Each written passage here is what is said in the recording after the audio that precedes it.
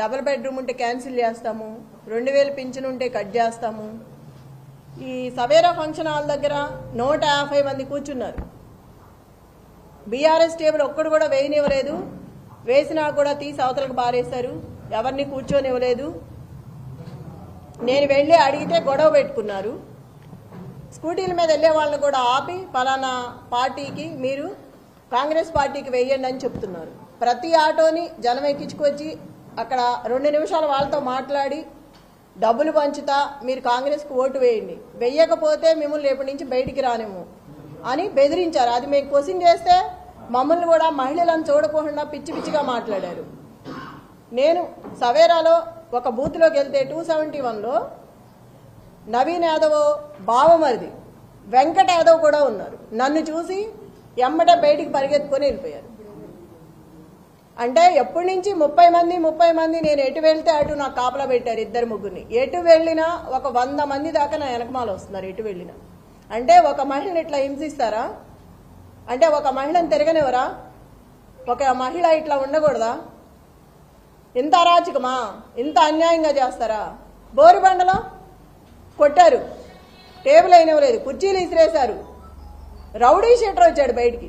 ఒక రౌడీ షీటర్ని ఆంబోతులా వదిలేసి మీదకి రచ్చ చేసి వాడిని వెనక తీయకోకుండా కార్యకర్తలు ఏంటిది అని అడిగితే FIR బుక్ చేసి లోపల పడేస్తాను నోరెత్తితే అని అంటున్నారు పోలీసులు. నేను అక్కడికి ఎంటర్ వెళ్ళంగానే 20 మంది పోలీసులు వెళ్ళిపోయారు ఎక్కడాళ్ళు అక్కడ. ఒక మహిళ వచ్చినప్పుడు ఉండాలా అండగా? వెళ్ళిపోతారు ఏటాళ్ళు అటు పారిపోయి. ఇంత దొంగల్లాగా ఎందుకు చెప్పండి?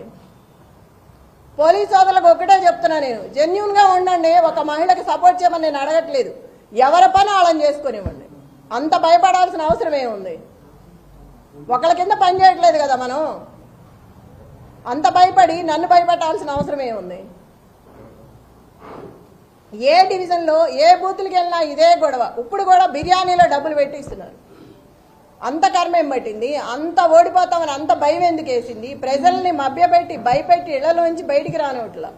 ప్రజలకు ఒకటే విజ్ఞప్తి చేసుకుంటున్నా, నేను ఎవ్వరూ కూడా భయపడుకోకుండా బయటకు వచ్చి ఇంకా 4 గంటల టైం ఉంది, దయచేసి ఓటు వినియోగించుకొని ఓటు వేసి మీరు రౌడీజాన్ని అరికట్టి రేపు ఇలాంటిది లేకుండా ఉండాలంటే ప్రతి ఒక్కళ్ళు బయటకు వచ్చి ఓటు వేయాలి. ఇంతకుముందు అధికారంలో ఉన్న బీఆర్ఎస్ పార్టీ ఇలాంటి ఎలక్షన్స్ చాలా చేసింది, కానీ ఎప్పుడు చేయలేదు. నేను చూసినంతలో ఎప్పుడూ జరగలేదు. ఫస్ట్ టైం నేను చూడటం. ఇట్లా ఉంటుందా అని ఇప్పుడే చూసాను. నేను ఇన్ని సంవత్సరాల్లో ఎప్పుడు కూడా చూడలేదు. నేను నా భర్త ఇన్ని ఎలక్షన్స్లో ఉన్నప్పుడు కూడా ఇలాంటిది ఎక్కడా వినపడలే. నేను స్టేట్లో ఉన్న ఆకు రౌడీలు మొత్తం తీసుకొచ్చి పెట్టుకున్నారు. అంత దౌర్భాగ్యమా? అంత భయం ఎందుకు? అంత భయపెట్టాల్సిన అవసరం ఏముంది? దయచేసి మళ్ళీ చెప్తున్నా, ఓటు హక్కు వినియోగించుకోండి బయటకు వచ్చి. ఇట్లాగే ఉంటే మళ్ళీ రేపు ఈ గోండా రాజ్యమే ఉంటుంది. మీరు కనుక పార్టీని గెలిపించుకుంటే రేపు మీకు అండగా ఉంటుంది. ఇప్పుడు ఏం జరిగినా నేను చూసుకుంటాను ప్రజలందరినీ. మీకు అండగా ఉంటా, మీ వెనకమాల నిలబడతా, పార్టీ అండగా ఉంటుంది. ఏదైనా సరే 13వ తారీఖు వరకు ఎంత ఇబ్బంది అయినా పెట్టండి, ఎంతైనా భయపెట్టండి, కానీ 14వ తారీఖు తర్వాత మాత్రం మాదే. అప్పుడు చెప్తాం ఒక్కొక్కళ్ళ పని ఎవడేంటనేది. అప్పుడు చూసుకుంటాను నేను. ఎవరేం చేస్తారో ఇవాళ గుర్తుపెట్టుకుంటాను. పనికి మాలిన ఆకు రౌడీ కూడా నోరెత్తి మాట్లాడుతున్నాడు ఇవాళ. పోలీసులు కూడా మహిళలను చూడకోకుండా ఎట్లా పడితే అట్లా మాట్లాడుతున్నారు. ఇందాక ఎవరు అతని పేరు? సురేష్ యాదవ్ ఎంత వల్గర్గా మాట్లాడుతున్నాడు అంటే లేడీస్ అనుకోండి లేకుండా పిచ్చిగా మాట్లాడుతున్నాడు. ఎన్నికల కమిషనర్కి నేను ఒక్కడే విజ్ఞప్తి చేసుకుంటున్నాను, ఒక మహిళగా మిమ్మల్ని అడుగుతున్నా. నేను ఎంత చేస్తుంటే కూడా మీరు చూస్తూ కూడా ఊరుకున్నారు. ఒక మహిళని ఇట్లా చేస్తుంటే మీకు ఇప్పటికే తెలుసుంటాయి అన్నీ. నేను దయచేసి మిమ్మల్ని అడుగుతున్నాను, ఒక కోరుతున్నాను, మీరు బయటకు వచ్చి జరిగేదేదో చూసి ఏది కరెక్ట్గా ఉందో వాళ్ళకి చెప్పి అట్లా చేయించండి.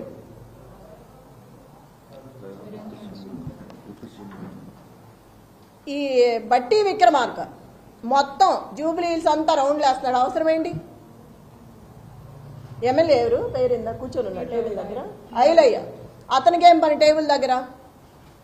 చిటీలు ఇవ్వడం అవన్నీ అతనికి ఏం అవసరం? అసలుకి వీళ్ళందరూ రావాల్సిన అవసరం ఏంటి? విప్పులు కానీ ఎమ్మెల్యేలు కానీ మినిస్టర్లు కానీ వీళ్ళందరూ రాత్రి నుంచే తిరుగుతున్నారు. అవసరం ఏంటి జూబ్లీ హిల్స్లో వీళ్ళకి? లోకల్ నాన్ లోకల్ మాట్లాడుతున్నారు. మరి రజియా ఇంటికి వెళ్ళి బోరుబండ్లో సైట్ 3లో ఆ అమ్మాయి కూర్చుందని గట్టిగా మాట్లాడుతుందని ఇంటికి వెళ్ళి గొడవ చేశారు రౌడీల్లాగా పోలీసులు.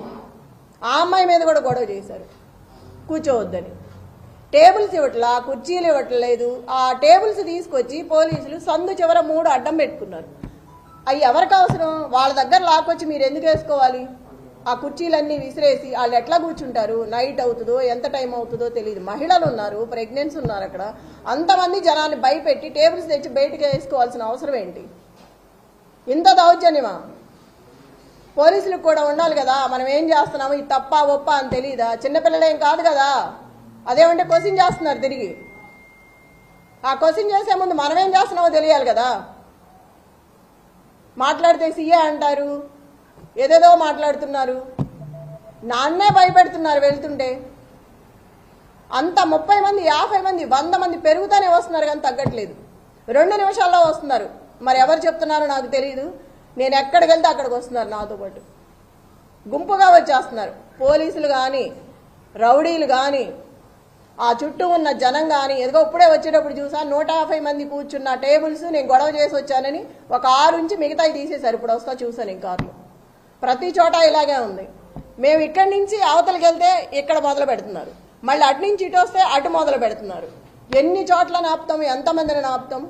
బిర్యానీలో డబ్బులు పెట్టిన దౌర్భాగ్యం కాంగ్రెస్ పార్టీది. అంత అవసరమే వచ్చింది నీకు? అంత రౌడీయిజం చేయాల్సిన అవసరమే ఉంది? మొత్తం సిటీలో ఉన్న స్టేట్ మొత్తం రౌడీలు అందరినీ పెట్టుకున్నావు తీసుకొచ్చి. ఎంతమందిని బెదిరిస్తావు?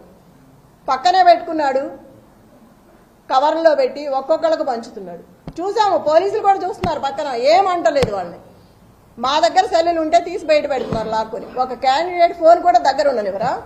క్యాండిడేట్తో ఒక మనిషిని కూడా రానివరా? ఎట్లా రాకుండా? లోపల ఎవరు కూర్చున్నారు ఏంటో మనకు తెలియాలి కదా. అట్లా కూడా అలౌ చేయట్లేదు. వాళ్ళని మాత్రం 10 మందిని అలౌ చేస్తున్నారు. అడిగితే నవ్వుతున్నారు.